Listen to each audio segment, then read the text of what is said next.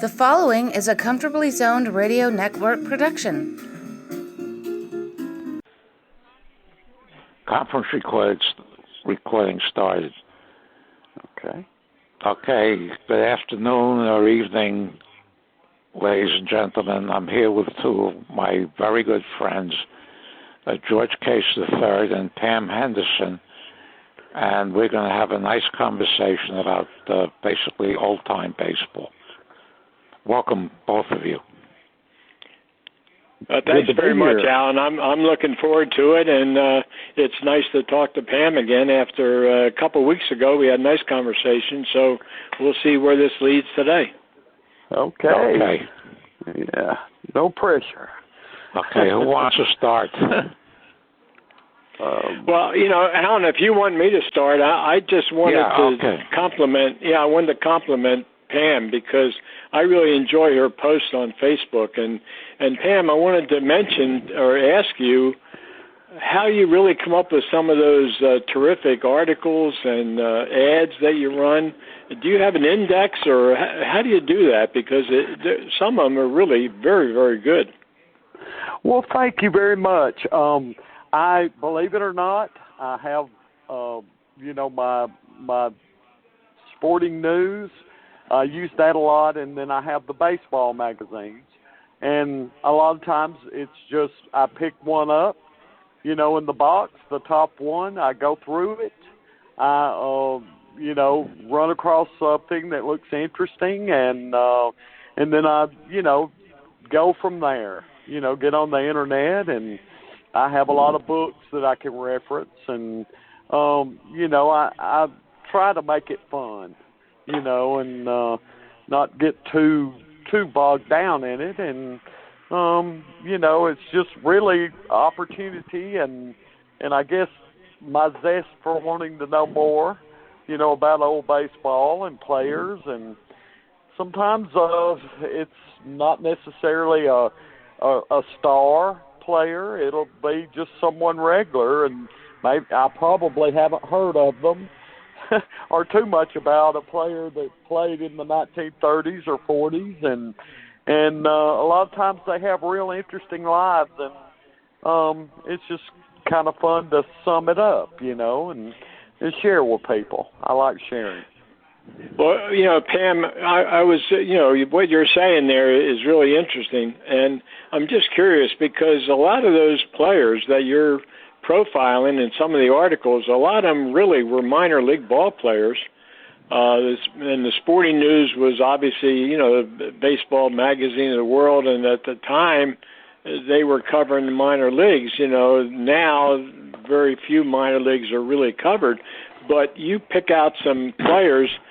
Some of them make it to the majors, and other ones really don't. But personally, I get very much information from a lot of those articles. I've never seen them before because a lot of those Sporting News articles, I was only really following the major league teams. I wasn't really following the minor leagues. So I wanted to compliment you on that because I think it's really enlightening to a lot of people. Well, that's good. I hope everyone will enjoy them, and some of them are really gems, and then some of them are, not too interesting, and it's hard to find things to say about them. But most of them, they all have their story, and it's good to remember them. Well, I think it's very good to remember them because a lot of baseball fans, they follow obviously the major league stars and major league ball players, but when it comes down to the minors, there's a lot of fellows and ball players who spent years and years and years in the minor leagues and never made it to the majors, or were a really good minor league player and they got to the major leagues and they didn't do that well. That's correct, but they were all heroes to someone. Well, no, that's true. Absolutely true. And some of them have really interesting lives, and the stars. Willie Mays and Babe Ruth. Joe DiMaggio. People have written books, countless books about them, and then I'll give Peter Westber some kudos there. He and I are friends and talk, and he covers. He is an autograph collector for many years, and we have spent countless hours just talking about different players. And for a Canadian, he's pretty sharp and knows his old baseball. Well, he really does. I've talked to Peter a number of times myself, and a lot of it had to do with the Order of the Masons, because Peter's a Mason, and a lot of the ball players are Masons. My dad was a Mason, so many of the Masons that Peter talks to me about, he always says, "Oh, by the way, besides being a great player, they were also a member of the Masonic Lodge of wherever it was." So, he's really into that, and being like you're saying, Pam, being a Canadian, he's not interested in sports and hockey and so forth the way a lot of the Canadians are. He's really interested in baseball. He is. He's a big baseball fan, and he's a good historian on it. And yes, I'm rather surprised at how many of the old baseball players were Masonic. And right. He's made it kind of his mission to collect as many of them as he can. And you know what you're saying, Pam, it really surprised me, because when Peter first got a hold of me, he gave me a couple names of ball players, and then I went back to him. I said, "Oh yeah, Peter, they were teammates or good friends of my dad." And he said, "Oh yeah, by the way, I know your dad was a Mason." And I said, "Yeah, he was," and he's had a couple of articles written about him. But I didn't even think about that until I really got into a conversation with Peter about baseball and the Masons. Yeah, pretty strong connection there. No, I didn't know. Yeah, sorry, I didn't know that Peter was a Mason until Pam told me a couple of weeks ago. Right. No, he was, Alan. And as a matter of fact, yeah. I had given him some information about players that I knew, and there was an organization, and I had it in my dad's memorabilia, and I never knew the significance of it. It was a newsletter. And I don't even think the organization still exists, but it was called the Brotherhood of the Bat, and it was all about Masonic ball players, and many of them were teammates and people that my dad played against or played with, and they were, members of the Masonic organization. Yes. I think he has a book with every Masonic baseball player in it. So, does he really? Wow. That's pretty amazing that he has that, and I have to think that he does a tremendous amount of research, because I don't think, publicity-wise, I mean, I knew my dad was a Mason, but he was never elevated to the high exalted status of some of them. He joined the Masons in 1941, I think, when he was playing ball. But it so happened, I mentioned that to Peter, and he said, "Oh, by the way, Ozzie Bluege was a Mason, Clark Griffith was a Mason." He went into a whole list of ball players. And Ty Cobb and people you really wouldn't think about as far as away from the field, but they actually were part of the Masonic order.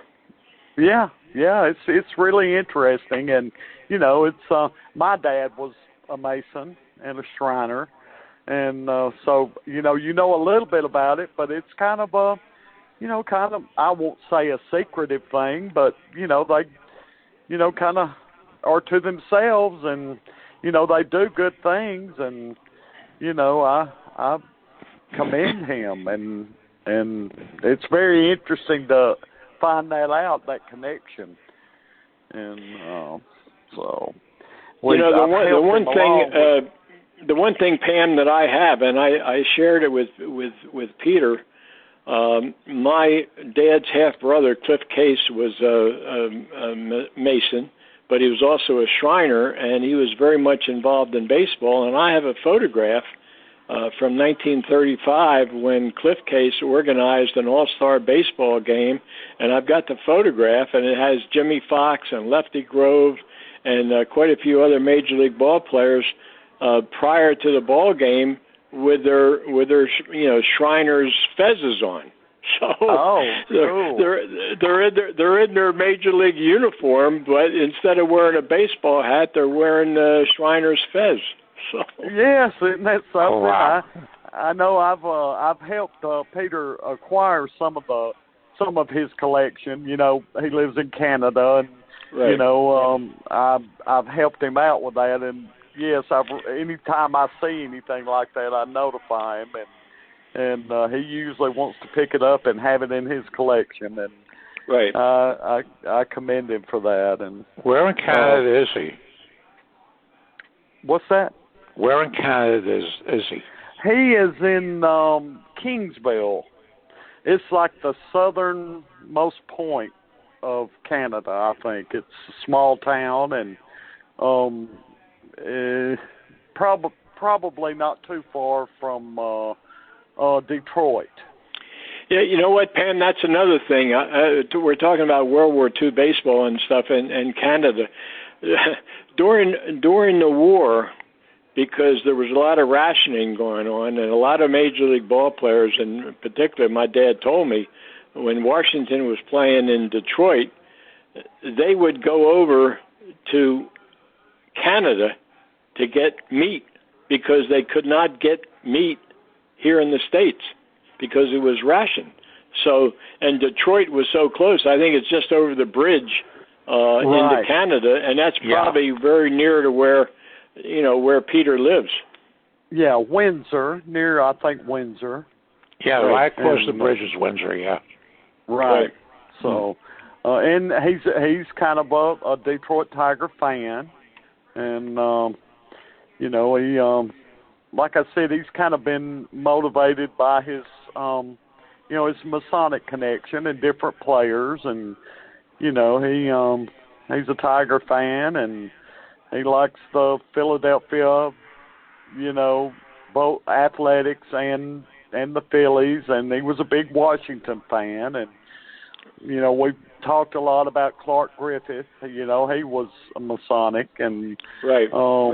And so I've had some really good conversations with him, about Clark Griffith, and he's just a real nice guy to talk to.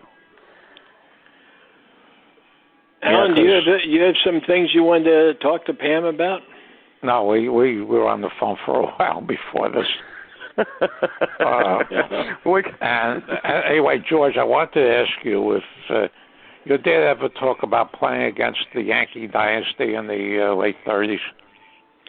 Oh yeah, he did, and and Pam would probably be interested in a lot of this because he played against some of those great Yankee players, and many of them in the Hall of Fame. He played against Gehrig, played against DiMaggio, Ruffing, Joe Gordon. Those guys were terrific, players, and the Yankees back then, dominated the American League. And my dad, as a matter of fact, somebody pointed out a statistic, I forget the year, but Washington was like 7-22 or something like that against the Yankees in 1 year. So, it was a matter of, my father played against a lot of those great players, but had some pretty good success personally at Yankee Stadium because he was a left-handed hitter, and Yankee Stadium was built a little bit better for a right-handed hitter. My dad was a right-handed hitter, but playing at Griffith Stadium, the left field line was 405 feet, so there wasn't a lot of home runs hit at Griffith Stadium, but Yankee Stadium, it was a little more reachable. Ah, very good. Because I read, probably in David Halber's book, that the Josh Gibson, because the home state Braves would play in Griffith Stadium. Right. And Josh Gibson would hit more home runs in like 40 games than the whole Senator team would hit in the entire season. Well, yeah, you're right about that, Alan, because, Josh Gibson was a tremendous player, and I think we've talked about that before with David Hubler, but it was pretty much of an economic decision, my opinion, because you had Josh Gibson, Cool Papa Bell, Buck Leonard, those guys, those great players. But Clark Griffith knew if he signed him for Washington that was going to hurt the Homestead Grays at the gate, and they were a tenant of Clark Griffith at Griffith Stadium. So, the Negro League, the Homestead Grays, they would play their, as you know, they would play half their season on the road, either in Pittsburgh or when the Washington Ball Club was on the road, they'd use Griffith Stadium as their home stadium. Yeah, and Clark Griffith moved the left field fences in after the first year that Roy Severs was on Washington, because, and when they had Severs and Lemon and Killebrew developed, home runs became a lot easier. When Mantle hit that... They did, and it was Calvin Griffith. He had taken over for his dad, his adopted Calvin Griffith. Oh, I didn't know that early. Yeah, okay. Right, and moved it in to around 350 or whatever, 380, but it was reachable. And then it just so happened that Severs come along, and then Lemon and Killebrew and Allison, and they turned Washington really into a long ball hitting ball club rather than when my dad played, because the left field line was so distant, they had to play small ball. So about 30 years ago, Sabre came out with a home run encyclopedia, and they took every hitter and, they broke down, if they have one home run, pitchers, even pitchers who hit home runs. Wow. And they broke down the home road. So that's why I learned, could figure out when a team would move the fences in or out. Because I was interested, because Pittsburgh had that Greenberg Gardens Kleiner's Corner for 7 years, and that's when Kleiner's home runs went completely out of sight. Right. Well, a lot of the ball clubs they would the owner or whatever, they would adjust the fences and dependent upon the type of ball club that they had. But if you had some big strong guys and you wanted to make it a little bit easier for them to reach the seats, then you'd move the fence in. I know when my dad played in Cleveland in '46, when he played there, it was the original outfield. There was no interior fence, and so that was distant. My dad used to say, man, you could run all day long going after a fly ball because the outfield was so big. Well, then the next year, I think it was, Beck erected, fencing that moved in the fences by about 30 feet or so from their original distance. So he wrote in his book, Vectors and Rec, that he moved the fences in and out depending on who the opposition was. And I said there was no rule against it, but because he did that, they passed the rule against it. So when the Pirates traded Kleiner in June 1953, they had to wait to the end of the season to, beginning of the following season to adjust the dimensions. Well, you know what, that sounds like Vec, and he was known as a maverick, and he would want to thumb his nose at the establishment, and that probably was one of the ways to do it. And Pam, you would benefit by that, because if you're studying a lot of the home run hitters, I mean, you can tell if a ballpark, and pitchers will tell you, say, oh man, if I was pitching in that big stadium, that'd be great. But other times they go to a stadium and say, "Oh my gosh, look at this." He said, "I don't think I'd want to be pitching here today." Yeah. Speaking of Vec, in 9 days it will be the 70th anniversary of old number 1/8 Eddie Gaedel, which the establishment wants to right. Yeah. Well, that's another example of being a maverick. I mean, he put that midget up there, and the story was that he told him, he said, "Hey, if you swing at a pitch, I got a rifle in the outfield, and you're going to be shot." So. Oh, touch of genius. He also that same season he also ran a thing called Grandstand Managers, where he people sitting in certain sections got yes or no cards. And when a situation came up, they would vote on it, and they had the manager sitting in a rocking chair. Manager named Zach Taylor at the time, sitting in the rocking chairs, and the fans voted yes or no on whatever the situation was, and they actually won the game. This is, also with the Browns. Well, they listened to the fans. Oh yeah. That didn't go over a little well more either. of that these days. Yeah. Yeah, I could see it with the Browns because whatever they were trying to do was to bring people into the stands because the Cardinals were so dominant as far as attendance wise, and virtually the Browns would be drawing nobody.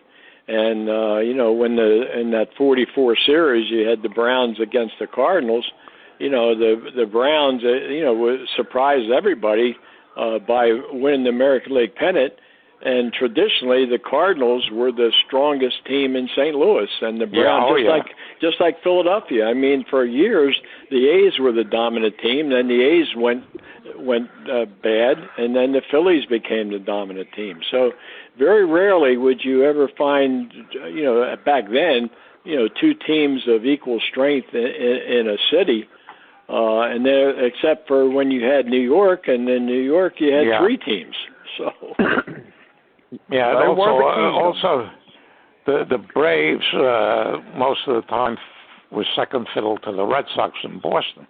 Right, they were. Right. And I'm not sure about Chicago. Do you know, Pam? I mean, for years the Cubs, they had good players, but I think the White Sox were the dominant team in Chicago up until the Black Sox scandal.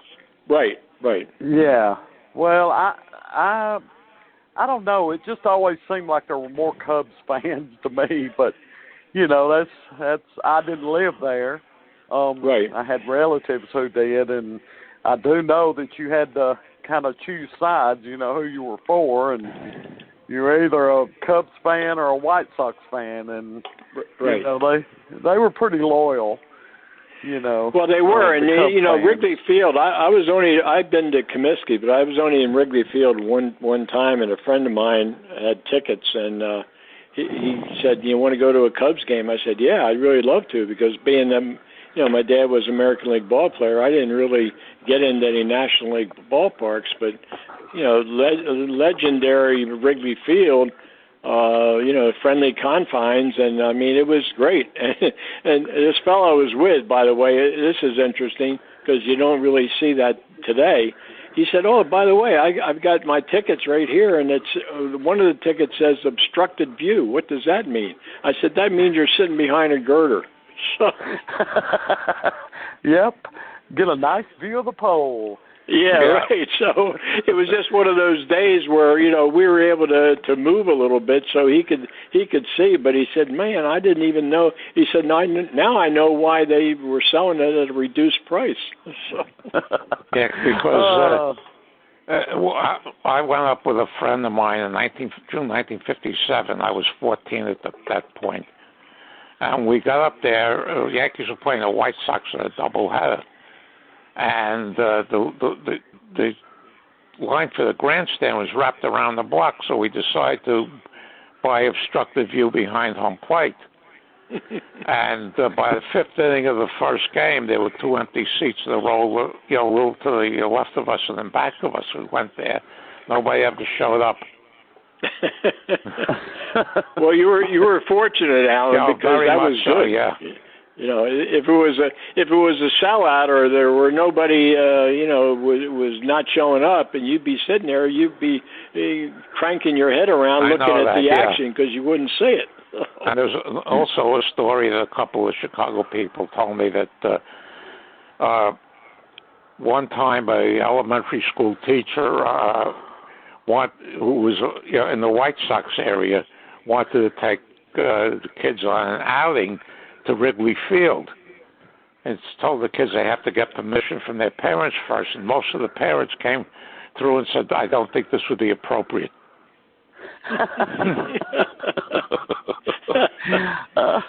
I had a friend who was a bat boy for the Cubs, and he was the visiting team.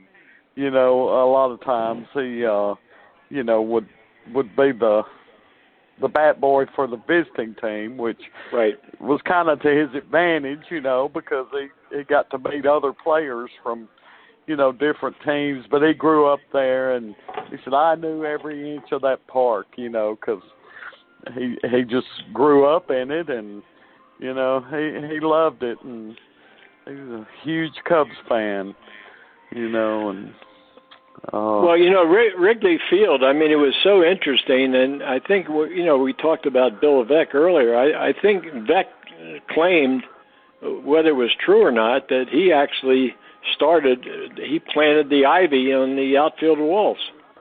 No, his father, he was working for his father, who was the president of the Cubs for a number of years. Right. That's where he started, and I think it was his first Major League Baseball job. Yep. Excellent. Well, they've had stories, you know, about Wrigley and, you know, balls getting hit into the ivy, and I've seen pictures of players, you know, trying to dig the ball out and all that kind of stuff. So it's a rather unique type of outfield because, you know, I don't know, I haven't been to many of the new parks, but I have to think that there aren't any other than Wrigley that have ivy in the outfield. Now, didn't Forbes Field at one time have either brick or they had something out there, didn't they? No, it was all bricks out there. Okay. It was all brick. In fact, part of it is still standing. The left field part where Bill Mazeroski hit the home run is still standing. Oh, it is? And, okay. Yeah, but they were a huge ballpark, and once they took out the Kindness Corner, it became a very, very difficult home run park for most players. Right. And a lot of doubles and triples, but it was all brick on the outside. And one of the most amazing things about Wrigley Field is for years the Chicago Bears football team used it as their home field. How about that? Yeah, you know, I've seen pictures, and Pam, you might have seen pictures too. When they take, you know, a stadium, an old stadium, now they have all the use stadiums, or they have, you know, each team has their own. A football team has a stadium, baseball. But when they tried to lay out a football field on a baseball stadium field, sometimes, you know, there was very little room in the end zone for anybody. You know, I've seen pictures of guys, you know, running into the walls and all that kind of stuff because they were basically, you know, laid out according to the dimensions of a ball field, but 100 yards, and then they had to be 10 yards deep or whatever it is with the football stadium. So there wasn't a lot of room. If they kept on running, they're going to run into a wall. And when the Pirates, when the Steelers played at Forbes Field, one of the end zones was right in front of the center field wall.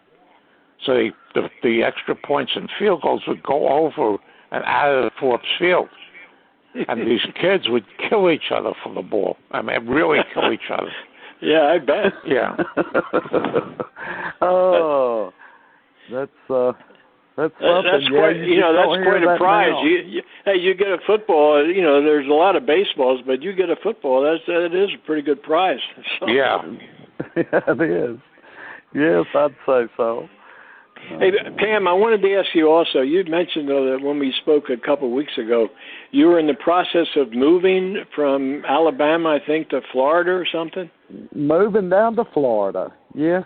Right. Yes, we now, have, what are you going to do with all your collection of all your baseball stuff? I mean, how are you moving all that? It's going with me at some point. Right. Oh, I bet. Yeah, it is. It is. And actually, Florida is a pretty good place for, you know, buying, selling. You know, it's a real vivacious place in the winter. You know, a lot of people come from all points, you know, for the nice weather. And, you know, there's a lot of antique shows, and there's different venues there, and plan on maybe building a building to house all my stuff, and I'll just keep on keeping on.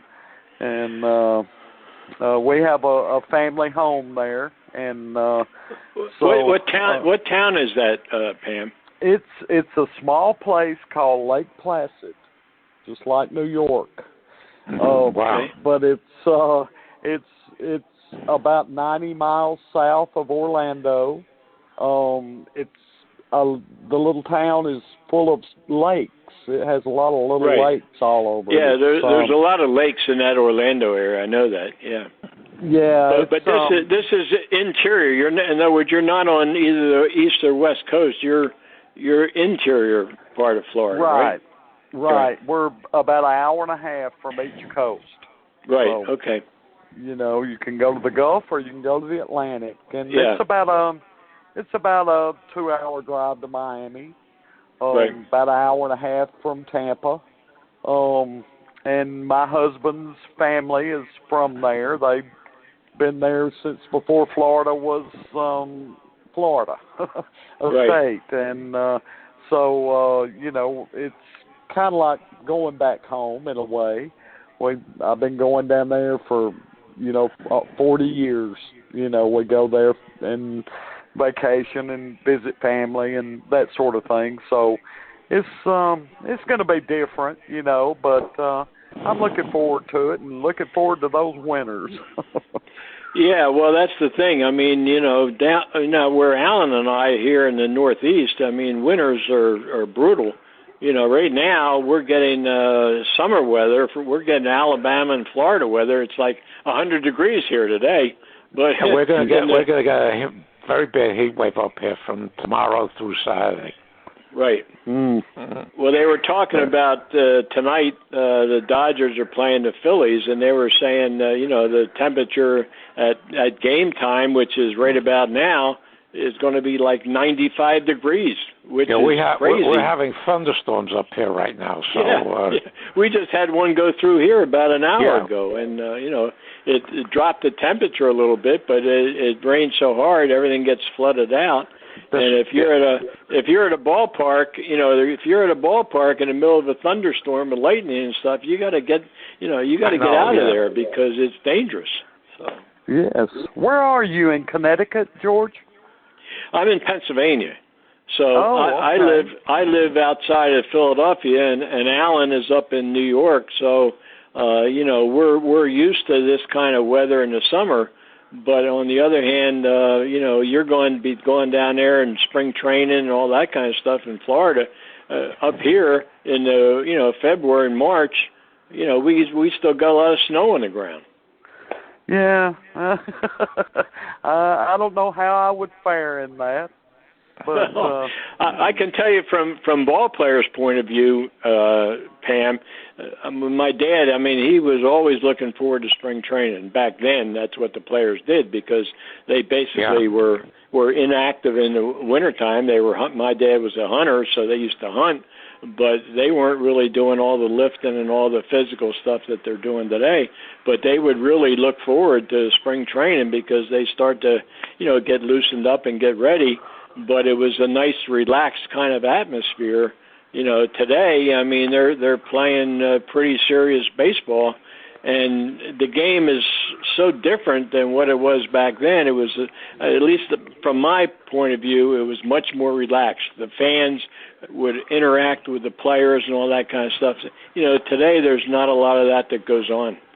No, well, the players back in those days weren't making that much more than the ordinary people.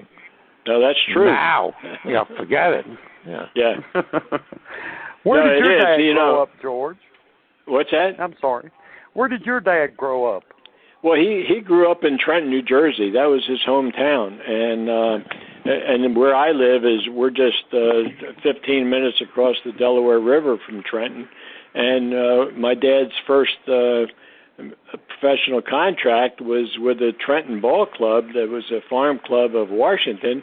And my dad's hometown was Trenton, so he's playing baseball in his hometown and living at home with his mother and father. When they had a homestand, he was, instead of being somewhere else, he was living in his house.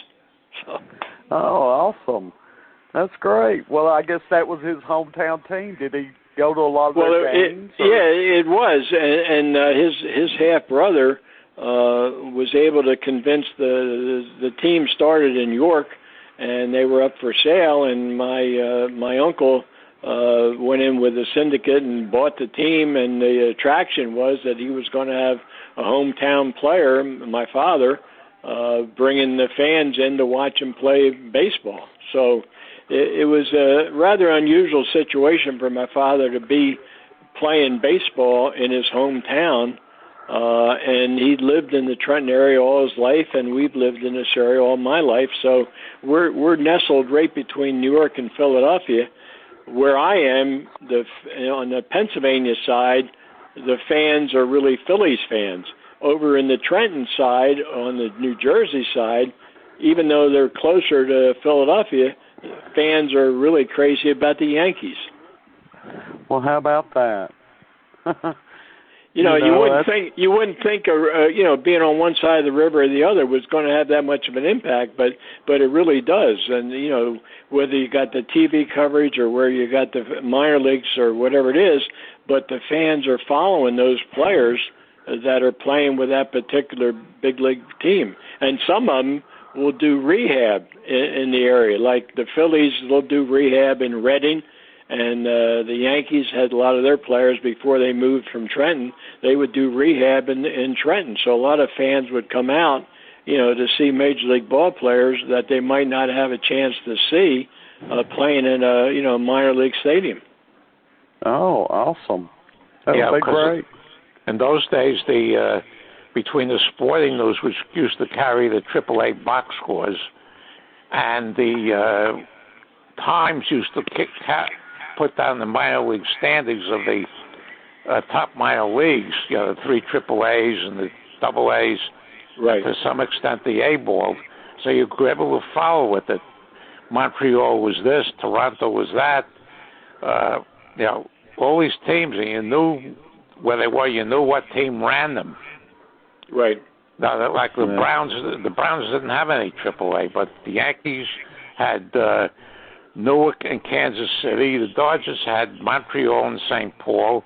Cardinals had Rochester and Columbus, and I don't know whether it was Columbus or Louisville at that point. But the rich teams had 2 of them, and you had teams like the A's and the I think Washington in those years was Chattanooga was AA, which is a top farm team.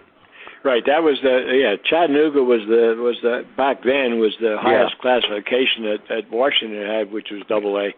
But they were, as you started to say, Alan, also the minor leagues, and Pam, you would probably remember this too. I mean, the minor leagues at one point were huge. I mean, they had 3 classifications of each level down to D.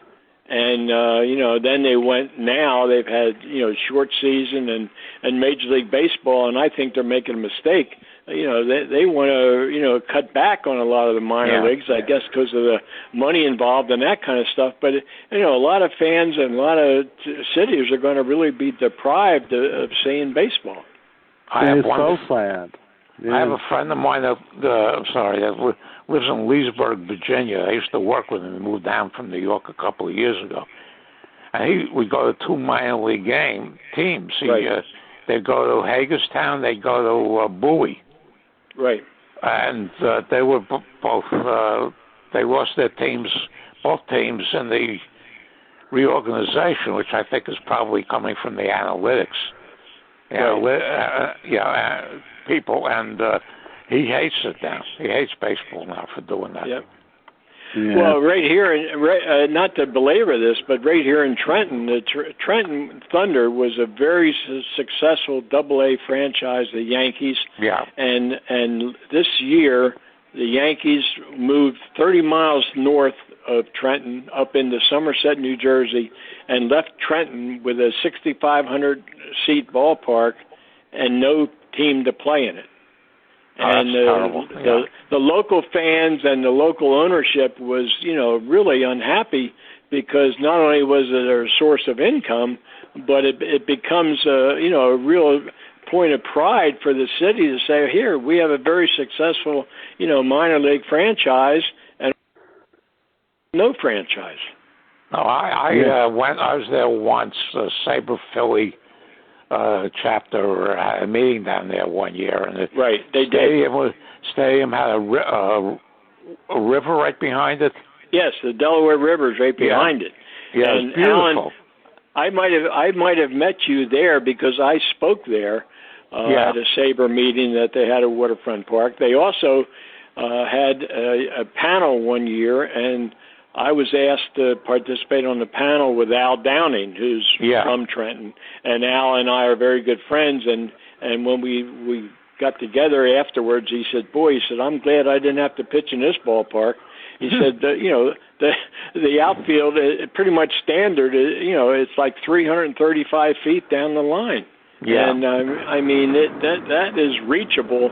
A lot of minor leaguers, but a major league player, if today the ballparks are pretty much standardized, I think, but it's like 335 to 370, maybe 410 in center. Yeah. But back when my father was playing, in a lot of those ballparks, they were configured according to the kind of city, the way it was laid out. So you got Fenway with a green monster, which is certainly reachable, and a lot of guys are hitting up in the screen and getting doubles and all that kind of stuff. On the other hand, you had Griffith Stadium, same league, but Griffith Stadium with a left field line of 405 feet. Yeah, most of the what they call classic, the first round of ballparks before they built all the circles. Right. That they all had their own weird dimensions because they were built inside of basically inside city, and you couldn't knock off a street to make a ballpark perfectly, equally down the right field and left field line. There was very little of that back in those days. Yeah, well, that was an example. That's the way Fenway was. Fenway has a major highway right behind the Green Monster. Well, what were they going to do? They were going to, interrupt the commerce in Boston to make the stadium bigger. No. So instead, they just built it up, and you had that. Then you also had when the Dodgers before Chavez Ravine was completed, the Dodgers are playing at the L.A. Coliseum. Yeah. That short fence, That left field, they had to put a screen up about 60 feet tall because it was so reachable for right-handed hitters. It was laid out, so you had left field, which is so short. On the other hand, you had the Coliseum because it was a football stadium. Right field was huge. Yeah, because Duke Snyder, who was from California, I read that he was, wasn't that upset that they were moving, the Dodgers were moving out there, but once he took a look at the dimensions of the L.A. Coliseum, right, and they had a player named Wally Moon, who was a pretty good ball player, and he learned how to, what they call a moonshot. So you learned how to hit over the fence in left field. Right. And his best year was 1961. He had a tremendous year that year for them. And then 1962, they moved to Chavez Ravine, and he went steadily downhill until he retired after 1965. Right. Yep. Well, it's interesting to see that. And Pam, you some of the articles and some of the things you've done, some of those great players. I remember, and Pam, I haven't seen that you put anything up there yet, but there was a great minor league player, hitter. We're talking about hitters named Steve Bilko. Steve Bilko, right? Bilko, a great home run hitter in the minors, couldn't hit a lick when he got up to the majors. Okay, we'll keep an eye out for him. Okay, there was a book that came out a couple of years ago, which is very good, called the Bilko Athletic Club by a guy named Galen White, and describes the whole 1956 season of the Pacific Coast League Los Angeles Angels. Okay. And the sergeant, when the Phil Silvers show back in those days, it was named Bilko. The character was named Bilko after Steve Bilko.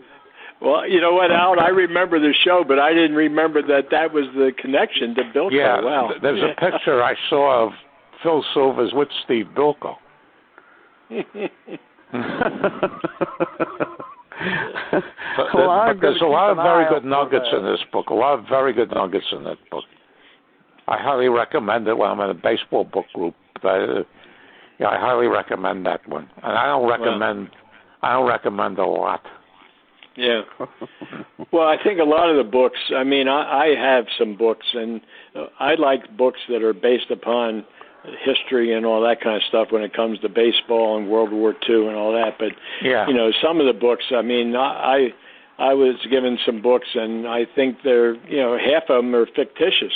I mean, they're just being made up. I mean, that book that was written about Ty Cobb, you know, that's been debunked as far as it was just filled with a lot of innuendo and a lot of stuff that really wasn't what Ty Cobb was all about.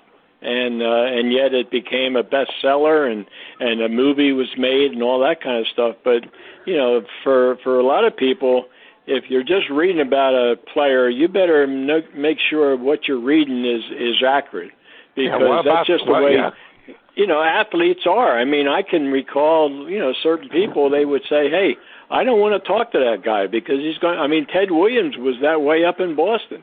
I mean, you know, a lot of the writers, they didn't like Williams, and they would slant their stories. And Williams finally said, "Hey, I'm just not going to talk to them anymore."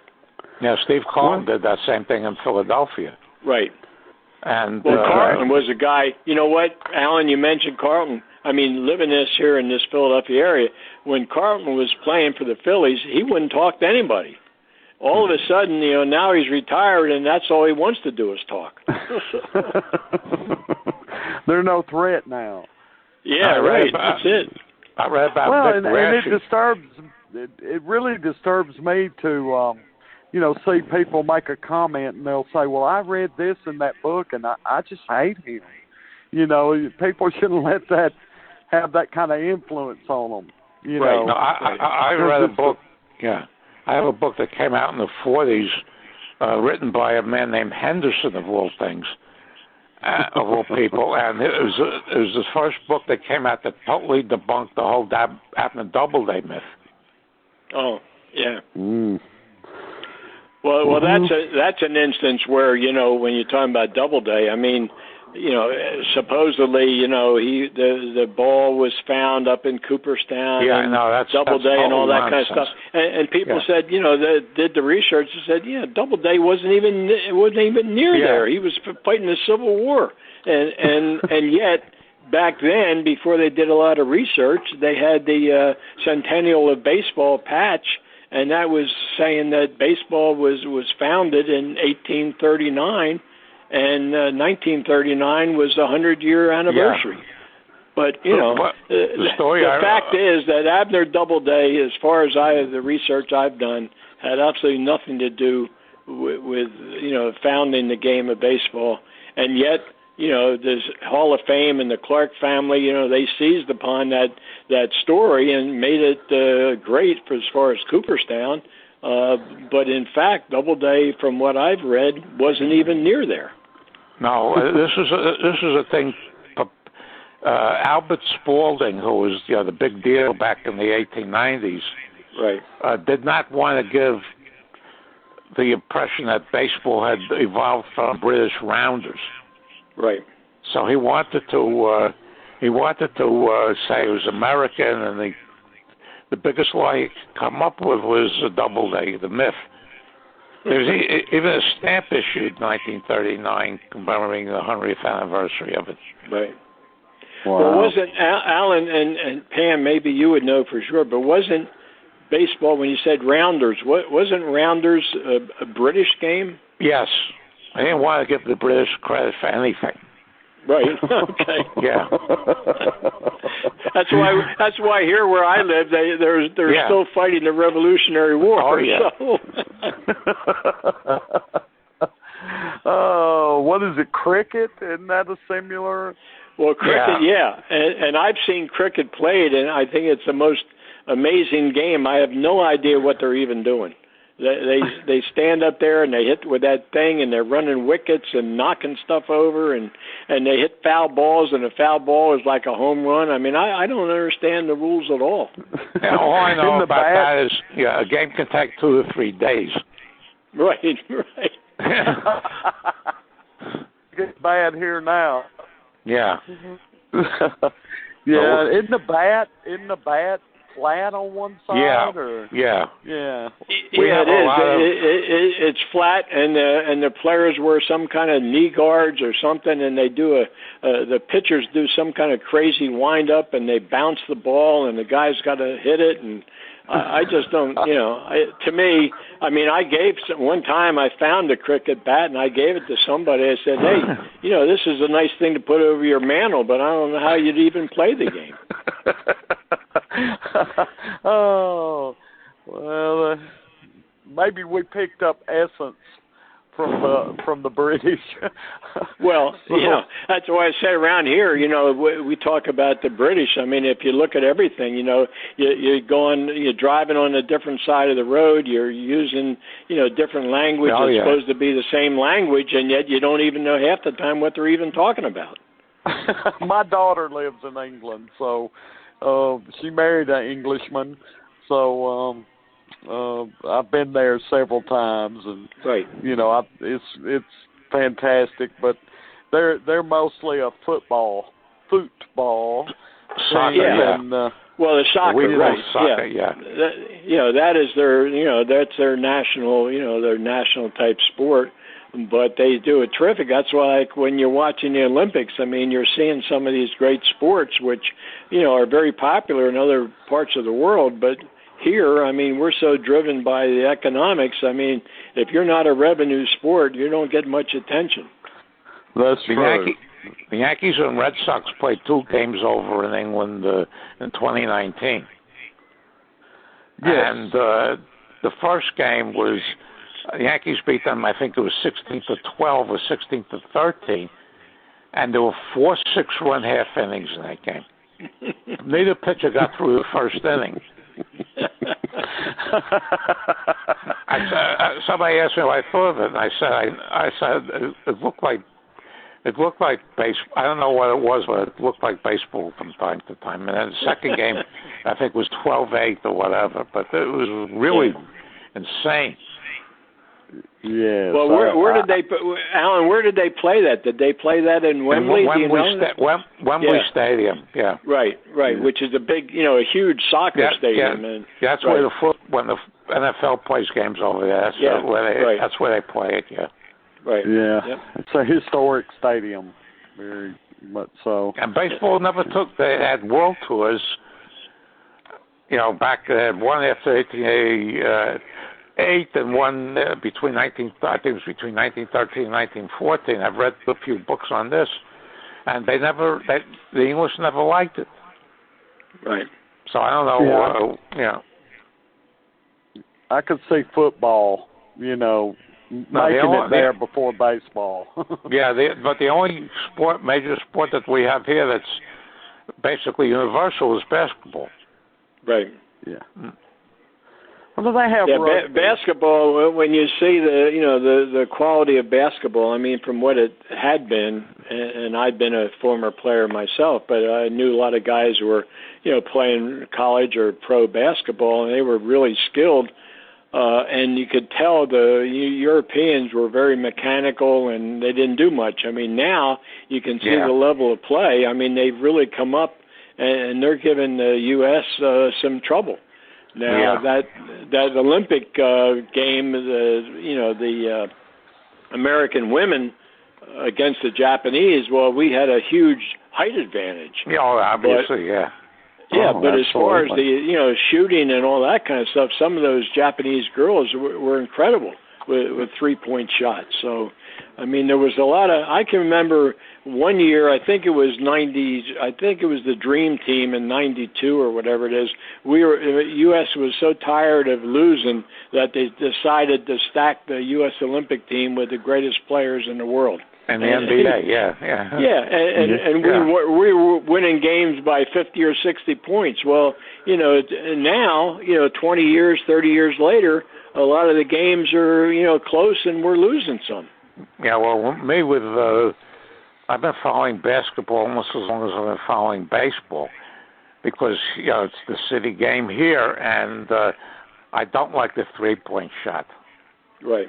Because I've seen too many instances where they try to throw an outlet pass, it goes down, and the receiver is by himself there, and he stops at the line to chuck a three. Yeah. Instead of going in for a layup.